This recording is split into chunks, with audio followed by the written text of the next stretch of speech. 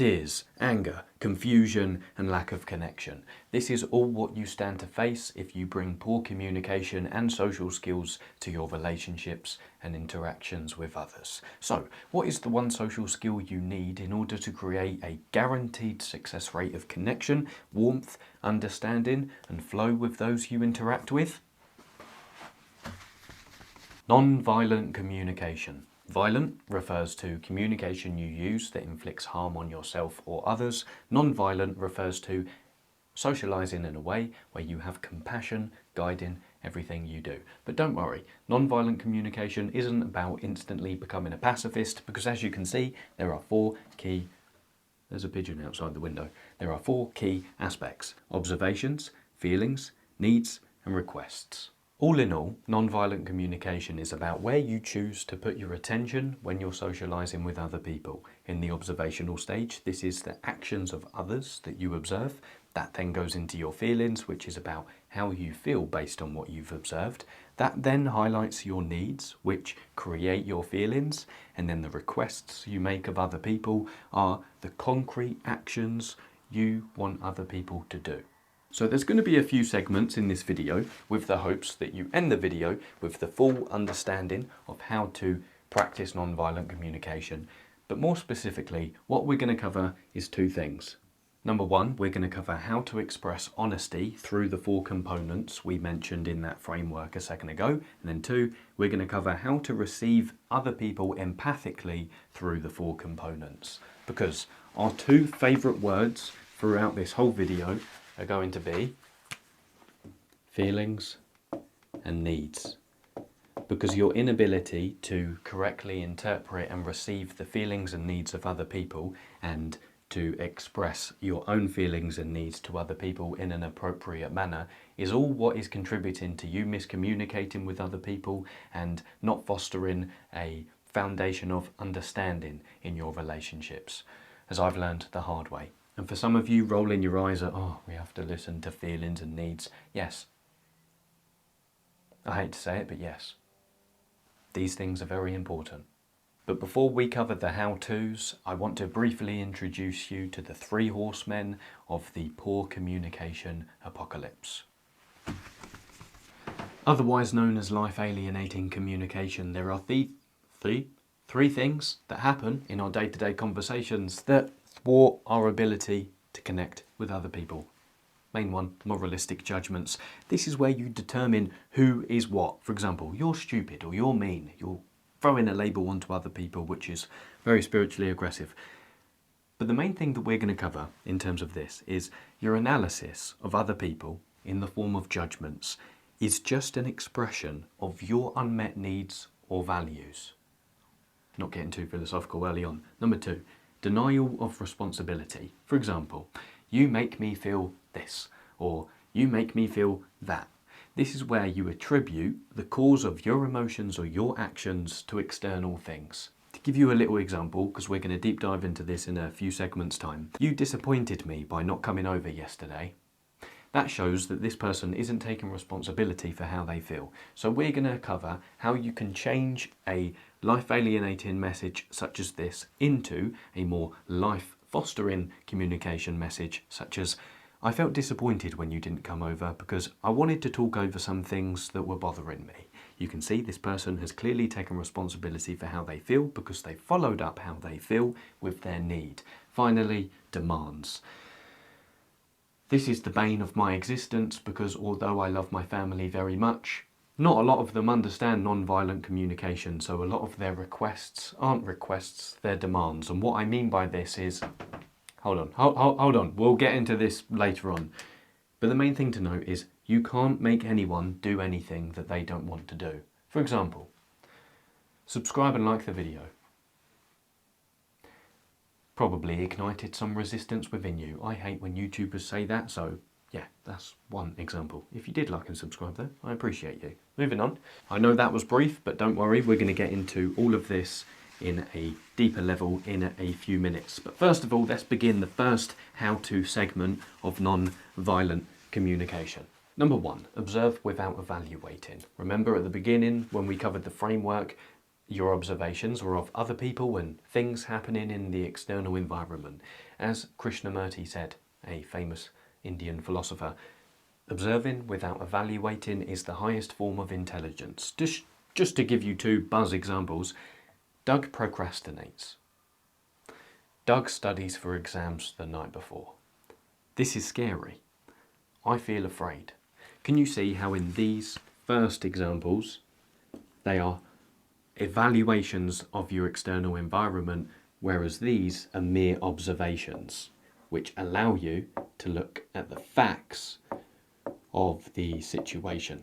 And this is the first thing that nonviolent communication teaches us, and it's actually quite a scary thing to learn when you understand just how much we evaluate what we observe through the lens of judgments. And the reason why this is life alienating is because it's very hard to maintain a relationship with facts when your evaluations are jumping on the equation, telling you how to interpret something.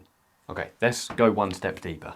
But first of all, I want to preface that this is very hard to do when your emotions are going haywire, okay? So this is going to be something you're going to have to emotionally train yourself to do. A few more examples. We all know someone who complains a lot. So your observation of this person who complains is likely with an evaluation of she complains non-stop. But a mere observation without evaluation would sound like this. She called 3 times this week, and each time she spoke about how others have mistreated her. Similarly, John is a terrible listener. We label people as terrible listeners all of the time, but what do we actually mean by that? What are the facts? John sighed 3 times and didn't look at me while I was talking. Okay, now let's unpack how evaluations are formed. The 5 ways. 7 ways, my bad. Evaluations are formed when the evaluator uses the verb to be without taking responsibility for the evaluation. For example, you're too generous is an evaluation. When I see you give all your lunch money away, I think you're being too generous is a mere observation, and, better yet, the person has taken responsibility for their claim. Simply, little hack here, by saying, I think. In the first case, you might be shocked at why that's an evaluation because it seems like a positive thing to say to someone. But when you don't take responsibility for your statements in the form of I think or this is my opinion, then you're depicting what you're saying out to be objective truth, which comes across as a moralistic judgment you're making of other people in a way where you're stood in a top-down position judging them, regardless of whether your statement is positive or negative. If you want to go deeper into that, then we did a video a few weeks back about how to compliment people through the lens of nonviolent communication. I haven't included that segment in this video, but that video itself is only about 8 minutes long. Feel free to check that out if you want. Moving on. Evaluations are also formed when you use verbs with evaluative connotations. For example, Doug procrastinates, we covered this. An observation is Doug studies for exams the night before. Moving on. Evaluations arise through the implication that your inferences of other people are the only ones available. For example, she won't get her work in. Change. I don't think she'll get her work in. She said she won't get her work in. Remember, simply saying I don't think or I think that is a great way to take responsibility and move away from evaluation to observation. Also, evaluations are formed due to the confusion of prediction with certainty. If you don't eat balanced meals, your health will be impaired. If you don't eat balanced meals, I fear your health may be impaired. And finally, 3 more ways. Evaluations are also formed when you fail to be specific about what you're referring to. Immigrants don't take care of their property. I haven't seen the family who lives at 167 Ross Street shovel snow from their driveway. Imagine how many fights and squabbles that would solve. 6. Use of words about ability without stating an evaluation has been made. Kai Havertz is a bad footballer. Kai Havertz hasn't scored in 4 games. Sports is a great example of that one. And finally, evaluations are formed through the use of adverbs and adjectives without indicating an evaluation has been made. Jim is ugly. Jim's looks don't appeal to me. When I was about 17 or 18, before I knew any of this stuff, I learned one of the simplest and most potent life lessons ever. And it was from a short and simple video from Liam Gallagher, who's one of the lead singers in the band Oasis. And he had headphones on in the video and he was being given multiple songs to listen to, and he had to rate each one out of 10. But after listening to a song that he didn't like, instead of saying, "Oh, what a terrible song, oh, that's so bad," he simply said, "Not for me." And I thought, that's such a great way of not evaluating and just observing and taking responsibility for your opinions. Now you might be thinking, okay Lewis, it's great to know these things, but they're very intricate and detailed. No one's going to remember all of these things, and worse yet, why does socialising have to be so complex? It seems like we have to tiptoe around our words lest we offend other people. 100%, I understand that objection. But the main thing that I want to emphasise is evaluations or judgments, in whatever form they come in, don't make us feel good. They don't make you feel good when you're on the receiving end of them, and they don't make other people feel good when they're on the receiving end of them. So the more you understand how they're formed, the more you can knock them on the head when you're about to give them or receive them from other people. As the saying goes, taste your words before you spit them out. But to finalise this segment on evaluations and observations, we're going to end with a little exercise. I've got 10 sentences that I'm going to put on the board, and I want you to tell me which one you think is an observation and which one you think is an evaluation.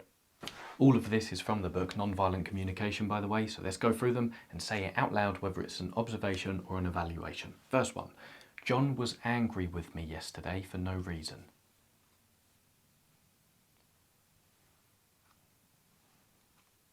That's an evaluation. Primarily because of two things. One, you've interpreted his behaviour as being angry, but he could have been sad, frustrated, depressed, or avoidant for whatever reason, and for no reason as well is also an evaluation. What would be better is to say, John told me he was angry yesterday, or John pounded the table with his fist angrily. Actually, no, that would be an evaluation as well. John pounded the table with his fist. Number two, yesterday evening, Nancy bit her fingernails while watching TV. It's an observation, right? Oh, Sam didn't ask for my opinion during the meeting. Observation as well. My father is a good man. That's an evaluation. What would be better is to say, for the last 75 years, my father has donated each year to charity. A few more. Janice works too much. That's an evaluation as well, isn't it? Because you're looking at the behaviour of Janice through the lens of your morals. What's too much or what is too little work? Change it for the observation of last week, Janice spent 60 hours at work. Henry is aggressive. It's an evaluation as well. You could change it for Henry punched me in the arm when I changed the TV channel. Jessica was first in line every day this week. Observation. Three more. My son often doesn't brush his teeth.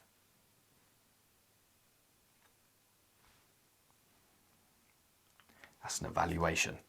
That's a bit of a tricky one, that, but it's an evaluation because of the word often. You could change it for my son didn't brush his teeth for 2 days in a row. Two more. Luke told me I didn't look good in yellow. That's an observation. And then finally, my aunt complains when I talk to her. Similar problem with the first one, isn't it? Interpreting someone as being angry or someone as complaining. So this is an evaluation, and we covered this example at the beginning, but you could change it for my aunt called me 3 times this week, and each time she complained about, My aunt called me 3 times this week, and each time she spoke about how people have mistreated her. So don't worry if you got a lot of them wrong. When I first did this, when reading the book, I got most of them wrong. But the main thing that I want to leave you with to finalise this segment is conceptualise your communication and the life force behind it like flowing water in a pipe. But whenever a judgment or an evaluation is made, there is a blockage in the pipe. So too, in your relationships or communication, whenever evaluations are made, there is a blockage to your and other people's psychological growth.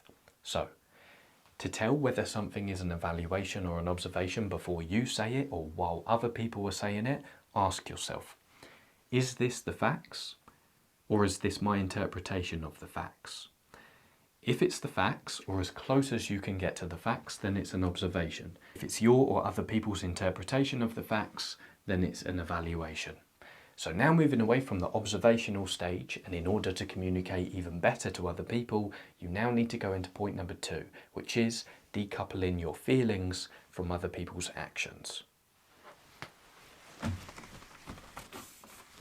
Otherwise known as identify and express your feelings. Your feelings are your internal physical and emotional states. Now I know you might be rolling your eyes at the sound of the word feelings. You might be thinking, oh, who cares about other people's feelings or feelings in general? Well, it's important that you're able to identify your feelings and communicate them to other people, because vulnerability solves conflict. And if you get one thing from this channel about social skills, then make sure it's this. The better you're able to communicate your emotions to other people and receive the emotions of other people in return, the better your social life is going to be. So, let's cover how to do this. But first of all, because a lot of us are very inexperienced with communicating our emotions, let's cover the 3 ways that highlight how feelings are not expressed. Feelings are not being expressed when, number 1, your feelings are followed by that, like, or as if. For example, I feel that you should know better. We've all heard that one too many times. That's not a feeling, nor is it an emotion. I feel like a failure. I feel as if I'm talking to a wall. None of those are describing the emotions that you feel. Number 2, feelings are not being expressed when the feelings are followed by pronouns. So I, you, they, we, it. I feel I am constantly on call. I feel it is useless. Again, no feelings. And number 3, feelings are not being expressed when feelings are followed by names or nouns referring to people. So, I feel Amy is pretty responsible, or I feel my boss is being manipulative. Again, no feelings or emotions are being expressed. So, the best way to express your feelings and communicate your emotions is much simpler than you think. The sentence that you do it with is, I feel emotion. If you try to express your feelings and emotions in any other way other than in this simple sentence, then you're not expressing your feeling or emotion.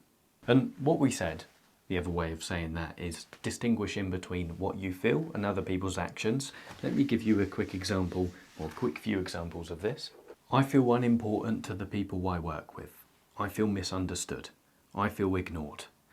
All of these, although they're trying to express feelings, are judgments and interpretations of other people's actions. Now, we're going to go one step further in the next stage by completing the sentence of I feel, because the next part. But just to highlight the point again, you never want to attribute why you feel something towards the action of someone else. You always want to attribute it to the underlying need of yours that is currently going unfulfilled. Because remember, non-violent communication is about where you choose to put your attention in your socializing or interactions with other people. And it's an understanding that anything you feel is a direct result of needs of yours that are currently going fulfilled or unfulfilled. Not because of what other people are doing or not doing. It's because of how you're interpreting how other people, or what other people are doing or not doing. And even applying this to yourself, because we all make judgments of ourselves in our head. To be a better friend to yourself, you want to differentiate between what you think and what you feel. For example, I feel inadequate as a guitar player. This is highlighting what you think about yourself with emphasis on the word inadequate. However, when you say, I feel disappointed in myself as a guitar player, the word disappointed is a feeling, which means you're not interpreting yourself, you're merely observing yourself. So as we finalised the last segment, let's do the exact same thing with 10 sentences, and I want you to tell me which sentence is clearly expressing a feeling. First one, I feel you don't love me. That's not expressing feelings, because remember, I feel followed with a pronoun is not an expression of a feeling. Number two, I'm sad that you're leaving. Yes, that's an expression of an emotion. Number three, I feel scared when you say that. Yes, also expression of a feeling. Number four, when you don't greet me, I feel neglected. No, that's not an expression of an emotion, and that might be a little bit confusing, but the main problem that we have with this is with this word neglected, because it's not necessarily a feeling. This is more so a dichotomy again between what we mentioned earlier, between thinking and feeling. Neglected shows what this person is thinking about what someone else has done, rather than what they're feeling about it. A better way to express the feelings instead of this would be, when you don't greet me at the door, I feel lonely, for example. Number five, I'm happy that you can come to the party, or whatever. Yeah? Expression of feeling. You're disgusting. No, that's not an expression of a feeling. What would be better to say is, I feel disgusted. Four more, I feel like hitting you. No. Remember, because it's followed with like. Anything followed with I feel that, I feel like, I feel as if is not an expression of a feeling. How about I feel misunderstood? Again, no. You might be noticing a particular theme with words like this, neglected and misunderstood. Same problem. I feel misunderstood is again looking at the situation through what the person is thinking about what this other person is doing, such as ignoring them or what have you. A better way to express this might be, I feel annoyed or I feel frustrated. Two more, I feel good about what you did for me. Is that an expression of a feeling? Yes, it is. Albeit good is very vague, it's still an expression of a feeling. So if you want to improve that, then obviously be more specific with the labelling of your emotions. I feel joyful or I feel grateful. Finally, I feel worthless. Again, that's not an expression of emotion. You could argue that this is the expression similar to these two words, neglected and, misunderstood, because it's more so indicating what this person is thinking about themselves rather than feeling. A better way to express this would be, I feel skeptical about my own talents, or I feel wretched. Okay? So remember, the reason why expressing your feelings is incredibly important is because it will help other people understand what's going on inside of you, so you can foster a better feeling of connection and congruence between you both. But don't worry about all of the complicated stuff that we just covered. Just stick to this simple framework when expressing your emotions. I feel emotion, whatever the emotion is. Okay? Now you might be thinking, okay, Lewis, but this sentence doesn't seem complete. What follows this sentence to make the non-violent communication more complete? Well, this is what we're going to cover now. So now you've learned how to express your feelings, you now need to learn how to take responsibility in your speech and complete the sentence of I feel whatever emotion with because I need, whatever need is underlying that emotion. This allows us to realise that it's the way we react to things that cause our emotions, not the thing within itself. This is a very rare thing for human beings to do, and even thinking about it now, I don't think I've ever met anyone who's able to take full responsibility for how they communicate their emotions.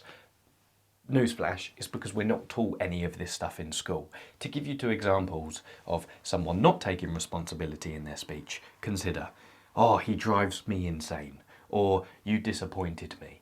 What these two people are doing is they're construing what you've done or the external thing as the cause of how they feel, rather than their underlying need being the cause of how they feel. We've all been there. You're in a relationship, one of you is arguing, but you're responsible for how I feel. No, I'm not. Yes, you are. No, I'm not. Well, let's break up then. And it ends in tears. It really is as simple as sticking to this framework in order to communicate yourself better. However, just like we did in the last segment with highlighting how feelings are not expressed, let's now cover how responsibility is not taken in your speech. You're not taking responsibility when you do two things. Number one, you use impersonal pronouns such as it or that. For example, it really bugs me that spelling mistakes appear in my videos. Or number two, when you say I feel because followed by a person or a personal pronoun. Some of these might make you laugh. I feel hurt because you said you don't love me. When you don't call me on my birthday, I feel hurt. Or a mum might say this to her child, Mummy is disappointed when you don't finish your food. Let's look at a few of these examples closer up and then change them for more responsibility adopting speech. Let's return to two examples. It really bugs me when spelling mistakes appear in my videos. This might be me saying this in this context, but can you see how the use of the impersonal pronoun it depicts an external thing out to be the cause of how I feel, rather than the need I have? If I changed it to this, I feel infuriated when videos have spelling mistakes because I want to project a professional image. By clarifying how I feel with the underlying need I have with the word because, I'm able to adopt responsibility for how I feel because I recognise it's not because of this external thing, it's because of my internal need. This example, Mummy is such a cringe word, I apologise, but stick with it. Mummy is disappointed when you don't finish your food. Depicting the kid out to be responsible for how his mum feels. What would be better would be, Mummy feels disappointed. Sorry, Mummy is so too cringe. Mummy feels disappointed when you don't finish your food because I want to see you grow up strong and healthy. You might be thinking about this already, but at a much deeper psychological level, when people don't adopt responsibility in their speech and they say things like this to you, or like this, or in other contexts, this is how you become a people pleaser. Because you feel you are responsible for how other people feel because they're not taking responsibility for their speech. Also, this highlights one clear thing about guilt. Dark Psychology 101, if you want to make other people feel guilty, then make sure they feel responsible for how you feel. You make me feel unloved. Or, parents might say this to their children, it hurts us when you get bad grades. So, that partner and that child is now going to feel motivated, not from a place of compassion and care, but from a place of guilt and shame for making this other person feel happy. All because these people didn't highlight how they're responsible for how they feel because of their unmet needs.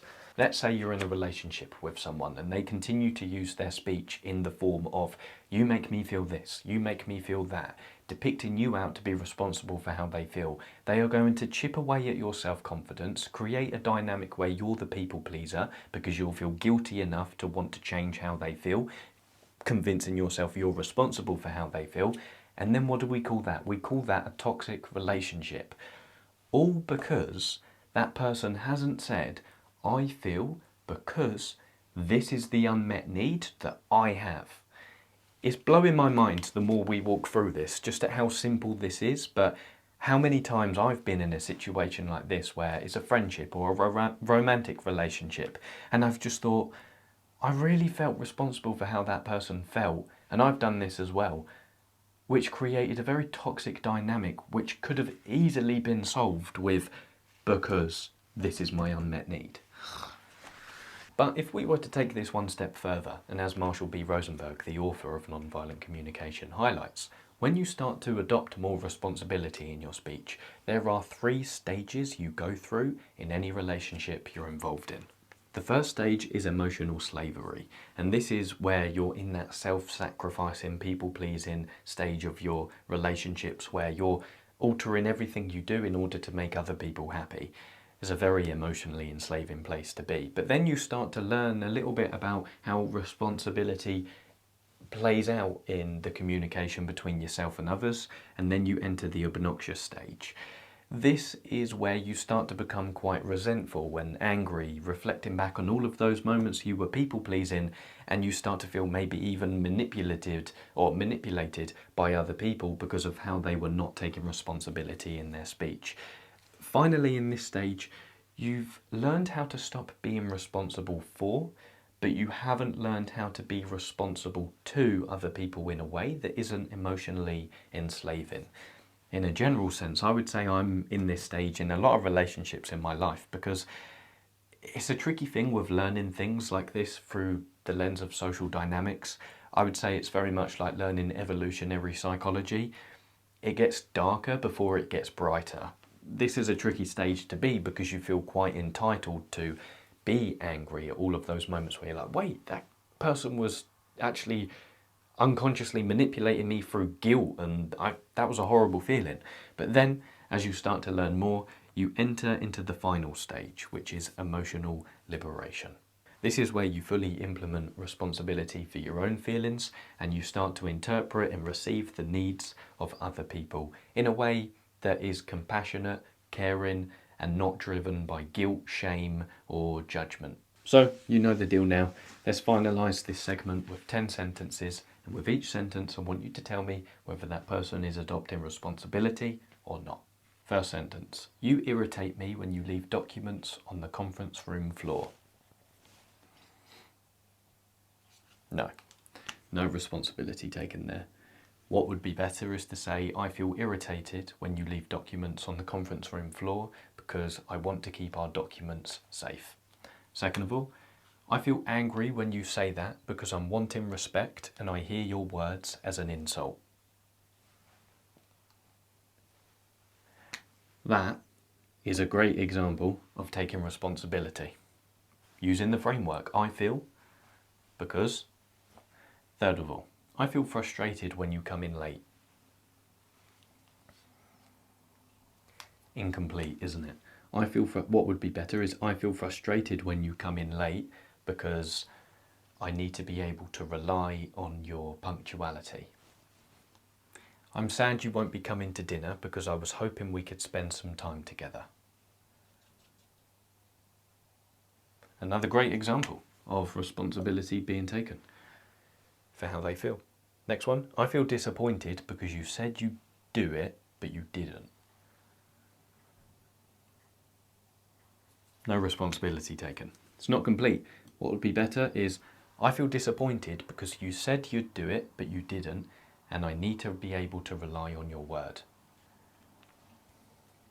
Next one, I feel discouraged because I'd have liked to progress further in my work by now.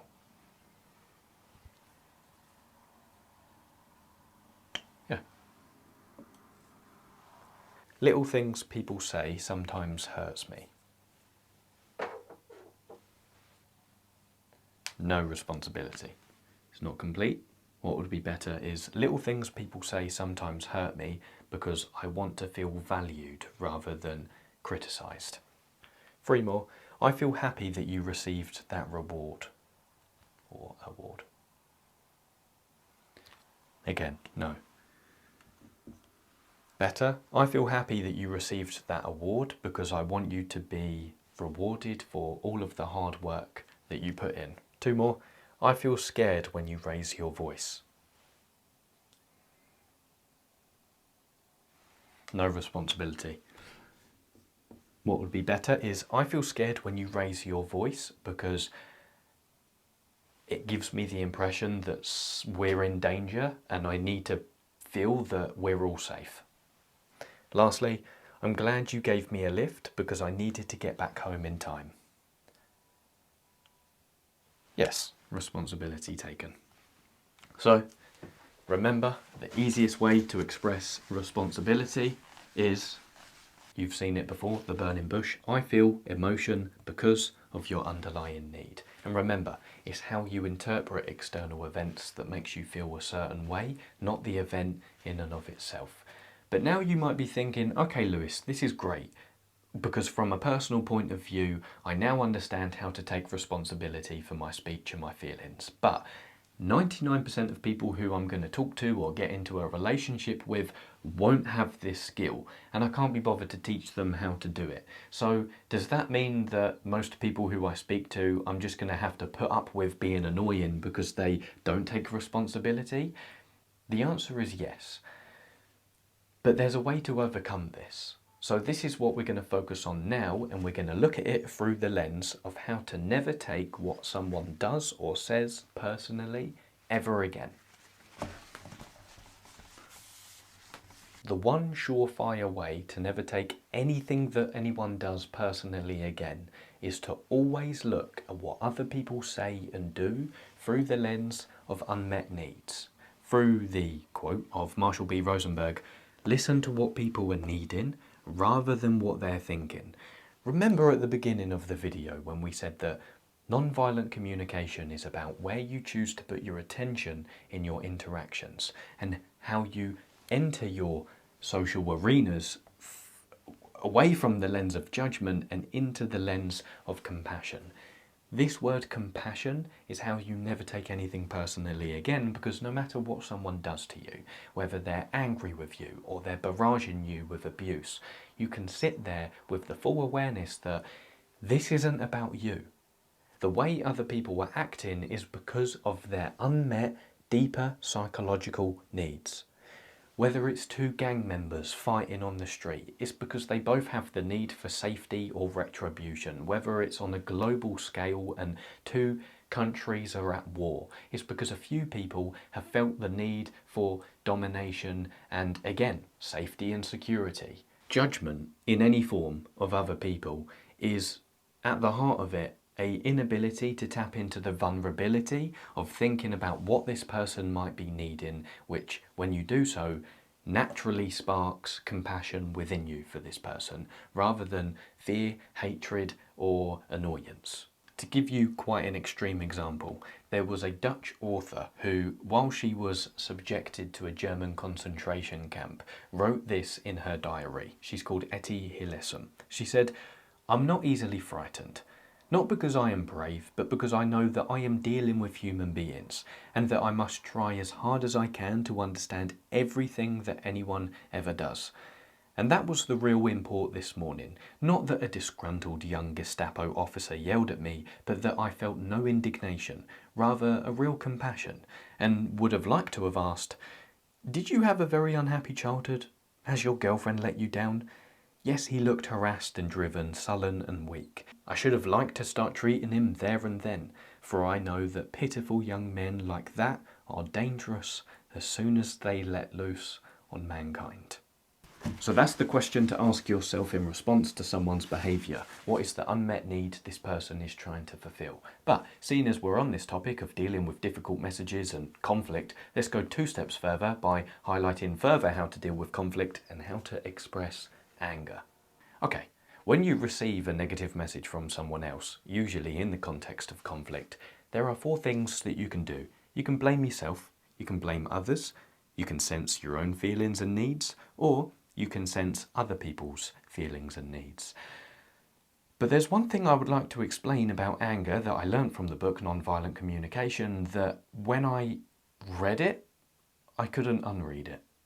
Okay, as we covered in the responsibility segment, if you want to make anyone feel guilty for anything, then just mix up stimulus with cause.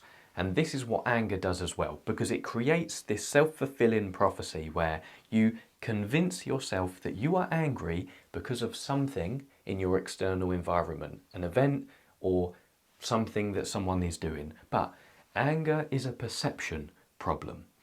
Specifically, it arises from your thinking patterns, the fact that you're blaming your external environment or someone, you're judging them. But anger arises due to a disconnect from your needs, not this external thing within itself, which is an incredibly powerful thing to realise, because then you can see anger is just an alarm clock for your needs. Let me give you an example, right? Let's say you have an appointment with someone, but this person arrives late. Now, Your reaction to this person arriving late is entirely dependent on your needs. Consider 3 examples. Let's say that you have the need to feel reassured by this person. Them arriving late is going to make you feel sad and a bit upset. Now let's imagine that your need is to spend your time productively. So the fact they're 30 minutes late makes you feel frustrated because you feel like you're wasting time. But what if your need is to spend 30 minutes in peace and quiet? Them arriving late is going to make you feel happy. Now can you start to see how it's not the external thing, it's the need that you have internally that determines your reaction to something. In this case, sadness, frustration, or happiness. So anger is a way of tricking yourself. It's the belief that, if you look at violence, for example, violence is the belief that other people are the cause of how you feel, therefore they deserve punishment. So, in a sentence framework, what would be better to express your anger is this. I am angry because they... No. I am angry because I am needing... Yes.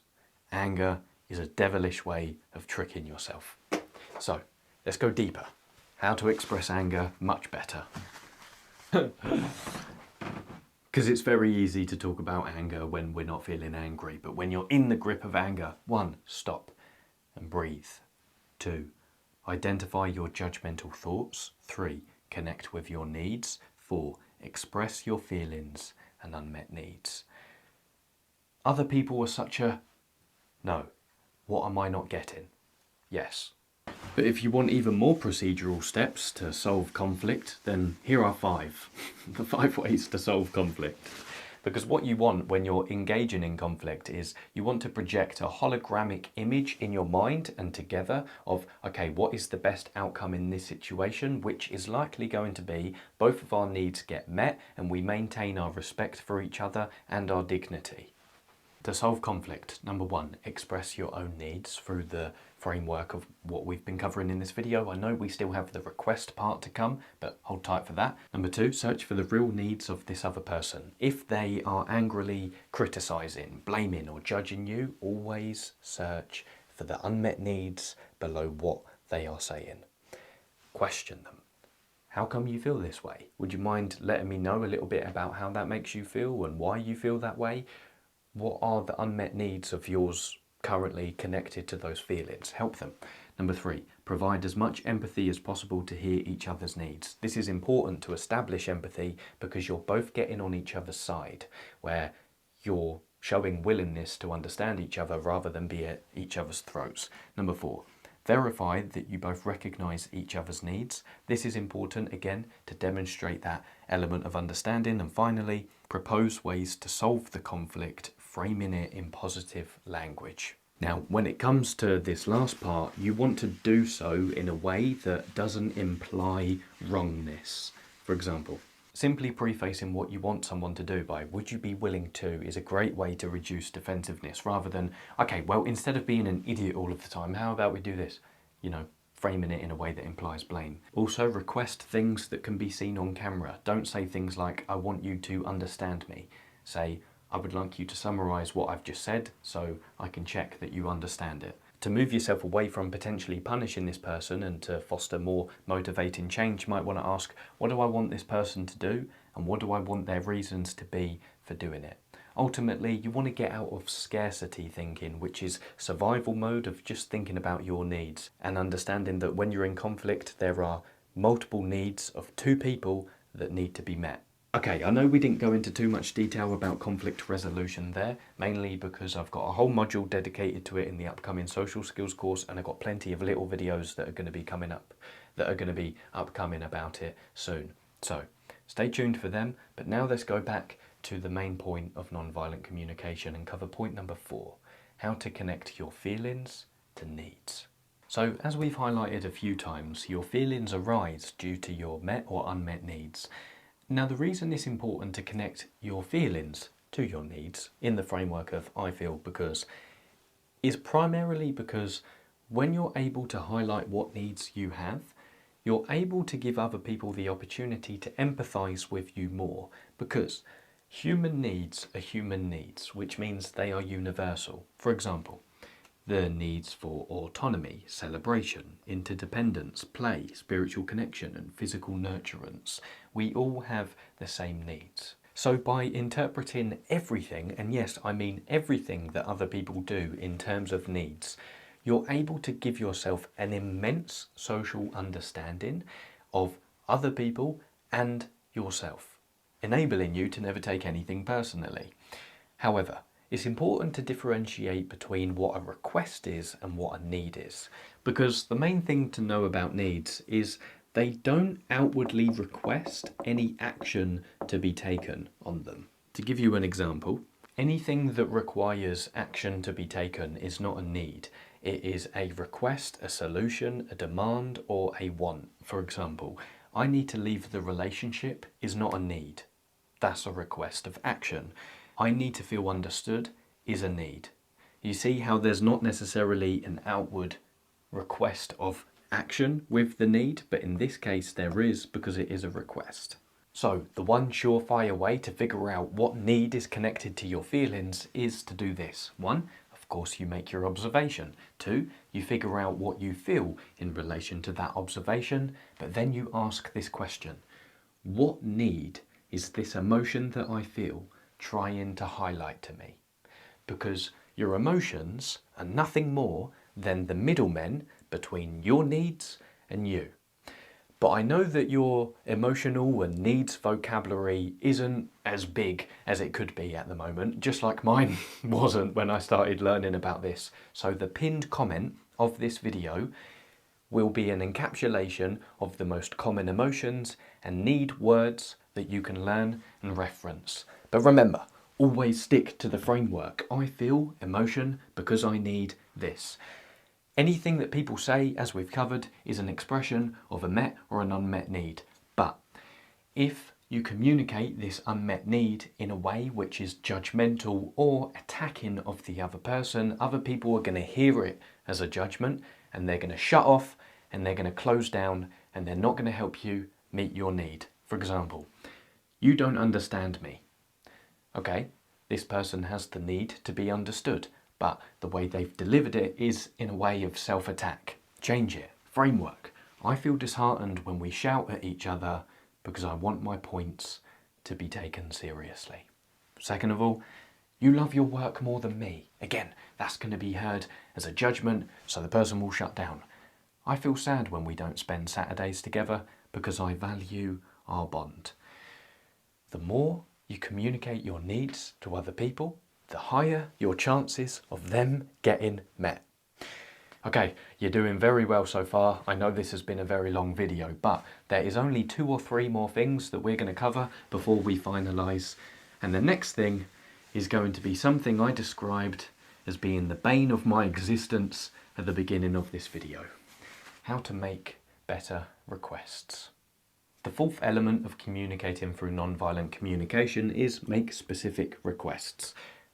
But the main thing to note to do so better is be specific and positive when requesting things from others. Because most of the time in our requesting, we are vague and negative. For example, can you stop doing that? Can you stop annoying me? I want you to understand me. I want you to let me be me, whatever that means. I want to get to know you better. All of which are likely going to result in the other person responding with, what do you mean? Here's a quick cartoon that illustrates the dangers of poor requests. Pause it on screen, feel free to do so if at first glance you don't get it. To give you a further example of how annoying bad requests can be to fulfill your needs, let's say you're talking to someone and they're interrupting you. So you make the vague and negative request of, can you stop interrupting me? But now, instead of interrupting you, they're looking away from you and they're on their phone. So now both people's needs are not being met in the conversation due to a poor request. But to go into the intricate details of how to construct your requests better, there are 4 things you need to do. Observe, identify and express feelings, connect feelings to needs, and finally make specific requests. Here's a few examples. Stop smoking becomes, honey, I saw a packet of cigarettes in your car. I'm feeling worried about you smoking because I want to keep you safe. Can we talk together about the risks of smoking? Stop interrupting me becomes, I've noticed you talk before I finish a sentence. I'm feeling frustrated because I need to finish my sentence to see if what I'm saying is correct. Would you mind waiting until I've finished until you talk? Just let me be me becomes, I've noticed you question my decisions. I'm feeling disheartened because I need to feel supported by the people I care about. Would you be willing to keep your worries to yourself about my decisions? But the main thing you need to avoid with your requests is turning them into demands. Here's the difference between the two. You can tell the difference between a request and a demand by what the speaker does if the request is not complied with. For example, if someone asks you to do something, you say no, but then they criticise, blame or judge you for having said no, it wasn't a request, it was a demand. And as Marshall B. Rosenberg highlights, the more they hear demands, the less people like being around us. So, a request is made when the speaker shows empathy towards your needs or your reaction. For example, oh, you're pretty tired, huh? Well, would you be willing to, as you can see, would you be willing to is a great way to maintain the request, because in a true request, the listener isn't being manipulated, coerced or forced to do anything. They are completely free to react in whatever way they want to, which means they can say yes or they can say no. And this is the main thing that annoys me about my family as much as I love them. I've grown up with the main poor communication skill in my family being, if I was ever asked to do something and I said no, it would always be followed up with, why? Why not? Why can't you do this? I love my family, and I always say I love my family before I diss them, just to emphasise how much I do love my family. But a little example, right? My mum, ever since I was young, she'll be like, do you want a drink? Or do you want something to eat? Or do you want this or that? For example, do you want a drink? And I'll be like, no. And she would say, why? It's like, how do I even respond to that? Anyway, shouts out, Mum. But to emphasise the point of the listener is free to say whatever they want, the most important thing to emphasise is they are free to say whatever they want without fear of repercussions of what the person making the request might do. Again, as Marshall B. Rosenberg says, requests are received as demands when listeners believe that they will be blamed or punished. The second to last thing you can do to make your requests even better is always let people know exactly what you're referring to. For example, you're not a good team player. What does anyone do with that? In yesterday's call, I noticed you interrupted James before he shared his idea. If you don't give people context for what you're talking about, they're going to guess what that context is. And 99.9% of the time, they're going to get that guess wrong. In the upcoming course that is going to be released next year, all about social skills, I'm going to dedicate a whole module to how to frame your interactions to give other people clarity. But the third thing I'd like to leave you with in this segment to make your requests better is, if you're making a request of someone but you're not 100% sure if they've understood what you've said, then you can ask for a reflection. This is a summary of what you've said in their own words back to you. Now, I understand you might not want to request this of people because it's going to seem like you're being bossy, you're testing them, and you're stepping on their toes. But if you preface your request for a reflection well, then you will decrease the defensiveness in the other person. For example, you make the request and then you say, would you mind just repeating what I said back to me in your own words? Don't worry, I'm not testing your listening skills. I just want to make sure I articulated everything correctly. In other contexts, you might be making bigger, more emotionally risky requests of other people in the probable result that you make the request and this person might close off and not want to cooperate much with you. If so, when you're dealing with a defensive person, after you make the request, you can let them know, I would like to know how you feel about what I just said and your reasons for feeling that way. Then they're invited to open up a bit more. Okay, you know the deal. Let's finalise this segment with the 10 sentences and tell me which one is a specific request and which one isn't. I want you to understand me. No. What would be better is, I want you to summarise what I have just said back to me so I can feel that you've understood me. Number 2, I'd like you to tell me one thing I did that you appreciate. Yeah, very specific. Number 3, I'd like you to feel more confidence in yourself. What the bloody hell does that mean? No, what would be better is I'd like you to take a course in assertiveness training and to shake people's hands every time you walk into the meeting room. Number 4, I want you to stop drinking. Bit of a tricky one, this one, because you might think that that is specific, but it's not a good request because it's in favour of the negative, telling someone what they shouldn't do. What would be better is, I want you to tell me what needs of yours are being met by drinking and if we could discuss other ways to meet those needs. The way to frame making negative requests is if you have a dog, or if you've ever been around a dog, telling a dog what not to do doesn't work. It's not how human psychology works. Telling yourself to not do something, you're just going to want to do it even more or not understand what to do in its absence. So always speak in the positive when making requests. Next one, I want you to let me be me. No, we already covered that one. What might be better is if you said something like, I want you to tell me that you won't leave the relationship even if I do some things that will upset you. I'd like you to be honest with me about yesterday's meeting. No, that's vague, because to be honest is very, very vague. What does that even mean? That person could interpret that in any way. What would be better is, I'd like you to tell me how you feel about what we spoke about in the first 5 minutes of the meeting. 4 more, I'd like you to drive below the speed limit. Yeah, that's pretty specific. I'd like to get to know you better. No. What would be better is, I'd like to know if you would be willing to come to lunch with me once a week. 2 more. I'd like you to respect my privacy. No, not a good request. What would be better is, I'd like you to knock on my door before you enter.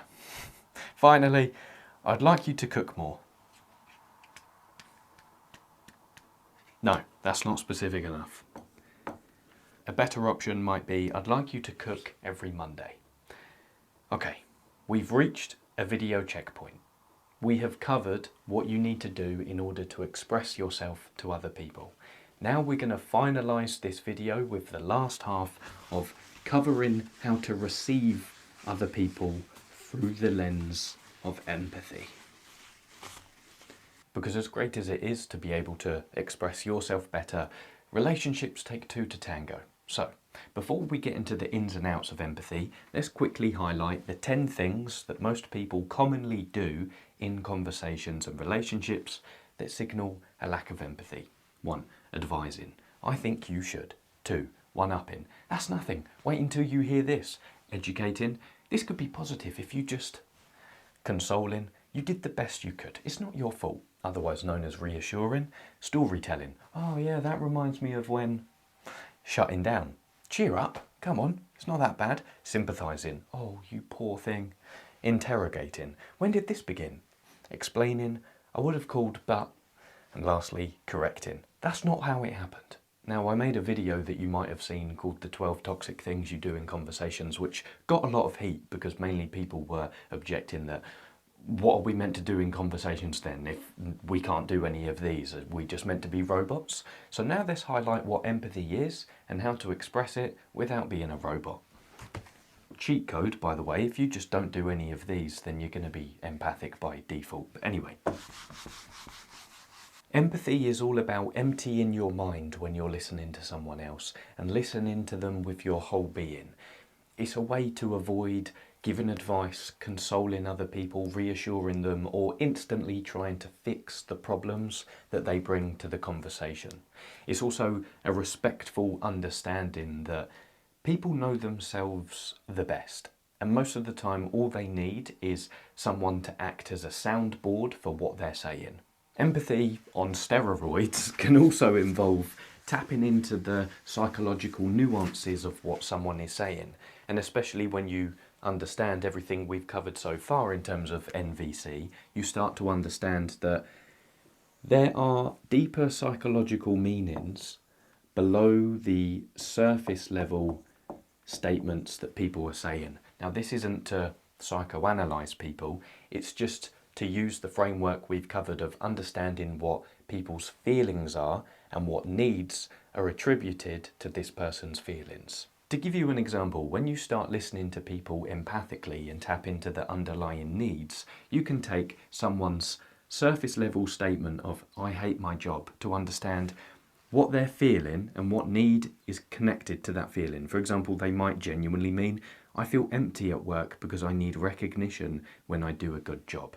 But that involves a lot of guesswork, so I would like to highlight one thing that you can do to increase your levels of being able to tap into empathy for others.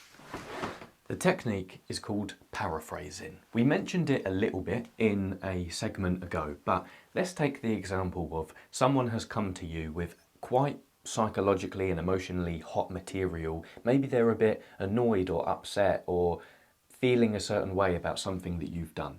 Now, as we've covered already, not a lot of people are going to come to you with the framework of non-violent communication and be able to express how they feel and the needs underlying it appropriately. So you can help them with a little dose of empathy bring out these explanations through, you guessed it, observations, feelings and requests. Okay, this person comes to you. You might ask them, "What did I do that you're referring to?" So you're both on the same page about the observations. Then you go into the feelings. "How are you feeling? Why are you feeling that way?" I just realised actually, one little tip about social skills, the word "why" in any language comes across as an accusation. For example, "Why haven't you liked or subscribed?" Or "Why haven't you done this yet?" Or "Why..." You see how it sparks this, "Oh, I'm being accused." So you can change it to "How come? How come you're feeling that way?" to highlight their feelings. Then finally, you ask them for their request if they have any. "What are you wanting me to do about it?" But there is one problem with doing this when someone has a problem with something you've done. Asking people about their feelings is going to come across as if you're the psychologist diagnosing them and stepping on their life territory. So, again, preface it. "Look, I feel frustrated because I'd like to be clearer about what you're referring to. Would you be willing to tell me what I've done that is making you feel this way?" Of course, in the first part, you stated your feeling, and then you asked the killer question, "Would you be willing to?" It's really important that whenever you are trying to express more empathy in response to what someone is saying to you, you state your feelings before you make a request, because remember what we said, vulnerability solves conflict. And there's a common principle in communication that you can use in times of conflict management. Don't put your butt in front of an angry person. When someone is venting, again, they're bringing psychologically or emotionally hot material to the conversation. You just need to empathise with them in order for the venting to slowly calm down. Because if you bring your butt, what that means is, "No, but what you're saying is," or "this, no, but I can't," you're giving excuses for everything that they're saying, or you're trying to wiggle around it, which sometimes is necessary if you have counter arguments. But even if you want to bring those counter arguments to the conflict, then you're going to have to do so after the feelings have been vented. And you can only let the feelings be vented by not throwing life alienating communication to what this person is saying. Now, the God level of expressing empathy is a little technique you can use the next time you're in conflict or arguing with someone. It's from a psychologist called Carl Rogers, and what he said is, the next time you're having a conversation that's difficult with someone and you don't agree with them, train yourself to stop what you're saying, and you can only continue what you want to say until you have correctly summarised what the other person's argument is in your own words, until they say that what you've said is correct. That is emotional intelligence on steroids. That is taking paraphrasing one step further, and you might be thinking, "But Lewis, if I just paraphrase what someone has said, isn't that going to be very robotic?" Your communication will only come across as robotic if the intention behind it is to manipulate the person in any way. Remember, when you're entering the conversation through empathy, your goal is to understand the other person. And when you're trying to understand them, you won't come across as robotic because you're genuinely trying. So the main empathic framing to keep in mind is see critical or blaming remarks from other people as an opportunity to give to someone who is in pain. Marshall B. Rosenberg says, behind all those messages we've allowed ourselves to be intimidated by are just individuals with unmet needs appealing to us to contribute to their well-being. So there's nothing that people can throw at you that can't be translated in the form of feelings and needs. And that's what you're able to realise through the framing of empathy. Now, one step further, we're all sometimes in conversations where the other person is a little bit boring and the conversation has become very stale. Newsflash, it's not a bad thing to interrupt people because you can interrupt people with empathy. For example, you're having a boring conversation. Through the lens of NVC, you might say, I'm feeling impatient because I'd like to connect with you more, but our conversation isn't creating the kind of conversation I'm wanting. I'd like to know if this conversation has been meeting your needs, and if so, what needs are being met through it. Improving your communication skills, one part of it, involves becoming a skilled interrupter when people get distanced from the main theme of the conversation or they dance around topics by being very vague and brief. The whole point of interrupting other people is to restore the process of facilitating communication. So bear that in mind when you're doing it. As a whole, I didn't want to give you too many techniques to be more empathic because it's more so a state of being that you bring to the interactions you have. And overall, it's an understanding that a lot of the psychological pain other people experience can be solved by just having someone present who is exercising empathy and not rushing to solve problems. But finally, how can you tell when empathy has been achieved in a conversation? You can tell if someone has been received empathically if you or they feel a sense of relief or as if the tension has been lifted in the conversation. Number 2, the talking comes to a stop. Then you can ask, is there anything else you'd like to say? And with that understanding of empathy, you're able to realise that the next time someone close to you wants to vent, they don't want to be solved. They just want to be understood. Which means shutting up and just listening. Now let's finalise this long video. I apologise, I didn't plan it to go this long, but let's finalise this whole video by turning away from the social realm for a little bit and briefly explaining how to use non-violent communication to build a better relationship with yourself. First of all, in connection to that last point we mentioned about empathy, there's going to be times in your relationships where you're not going to have the energy stores to be empathetic towards others. So this is where you can give yourself something that Marshall B. Rosenberg calls emotional first aid empathy, where instead of trying to understand the needs and wants of other people and their feelings, you turn that attention towards yourself. And through this lens of non-violent communication, you can understand that any self-judgment you enact towards yourself is simply, as the same with other people, with yourself, it's the expression of unmet needs. Oh my God, this is honestly blown my mind because this is something that I struggle with a lot, being self-judgmental, and it's such a life alienating way to enact towards yourself, not getting a woo-woo on that, but it really is. It's very debilitating. And it's at the heart of depression, anxiety, guilt, shame, self-sabotage. So whenever you do something that now makes you feel guilty, simply ask, when I behaved in that way, which I now regret, I need to wrap this up. What need was I trying to fulfill? Your choice, no matter what you've done in your life, no matter what behaviour you took, was simply an attempt to serve life and your needs in one way or another. So, through a very powerful lens, keep this self-negotiation sentence very close at hand. When A, I feel B, because I'm needing C. Now I'd like to do D. All 4 components of non-violent communication with yourself. Focus on what you want, rather than on what went wrong. You're a human being with needs, trying the best way to fulfill those needs just like everyone else is. So the more you're able to connect your feelings to what needs of yours you have, you're able to move away from self-judgment and towards self-compassion and work with yourself. Okay.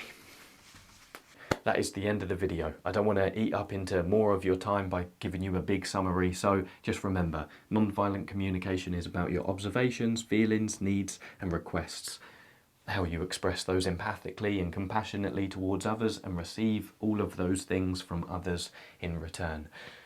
I cannot thank you enough for your time and attention that you have dedicated to this video. If you've made it this far, then I would love to hear that you have. So go down to the comments, comment an emoji of a brain, an ear, and then the third emoji as your favourite emoji. I hope this was worth it. This was a very long video. I hope it was valuable enough. But anyway, let's leave it there. I'm talking too much. Stay disciplined, playful, and dangerous. Adios, muchachos y muchachas.